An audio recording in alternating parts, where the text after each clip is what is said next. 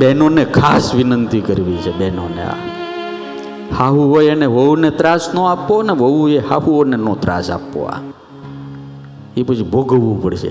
અત્યારે મુશ્કેલી મોટી એ થઈ, અત્યારે જે હાહુ થઈ ને અત્યારે એ બિચારીની એવી ઉપાધિ થઈ. જ્યારે હાહુ યુગ હતો ત્યારે એ વહુ હતી, હાહુનો સમય હતો ત્યારે બિચારી વહુ હતી. અને હવે છે ને વહુનો સમય આવ્યો ત્યારે એ હાહુ થઈ. એને તો એનું ઈજરું. મને સાચી વાત જો, સારું છે આપણને બાયુનો જન્મ નથી આપ્યો, નકર આ થાત હું.